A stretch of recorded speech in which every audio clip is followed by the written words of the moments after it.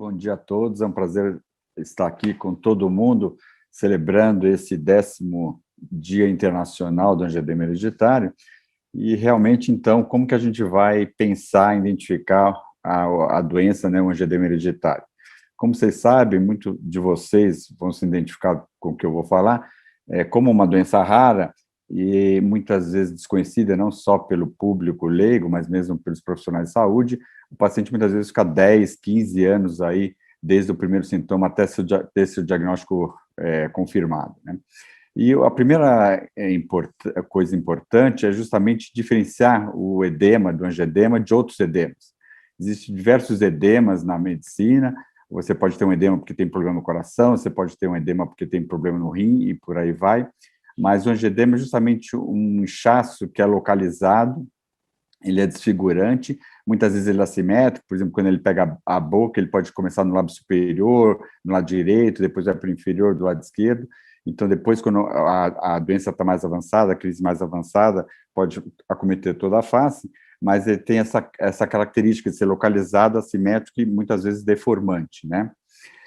Como ele comentou, a gente pode ter vários, mesmo dentro do angedema, vários tipos, e a gente tenta dividir os angedemas dependendo de qual é a substância que está por trás daquele processo, daquela manifestação. Então, a gente tem os angedemas por um excesso de bradicilina e outros que depois a gente vai comentar mais sobre, mais associado com quadros alérgicos, que é pelo excesso de outra substância chamada histamina, né?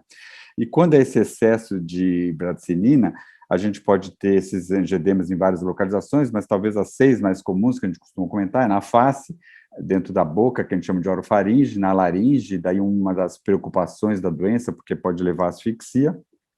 Nas extremidades genital, e tem também as crises abdominais, quando o intestino se enche, né? A gente, em 2017, justamente para tentar tornar a doença mais identificável, mais diagnosticável, a gente fez o que a gente chamou de sinais de alerta para essa doença. E ela é baseada justamente da sigla em inglês do angedema hereditário, que é HAE, né? Então, o H viria de hereditariedade, 75% das vezes a gente vai ter uma história na família de alguém mais que tem os inchaços, e daí, no lugar do A, a gente colocou 4 As, que é justamente angedemas recorrentes.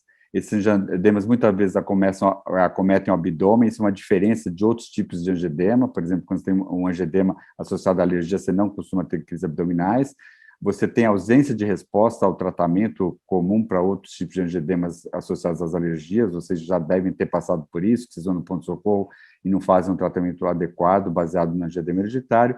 E o outro A, que é uma ausência de urticária. Normalmente, o angedema hereditário não vem acometido a urticária, diferentemente de outros angedemas. E o E é que, dependendo do quadro, principalmente ele vai estar mais associado com o hormônio estrógeno nas mulheres.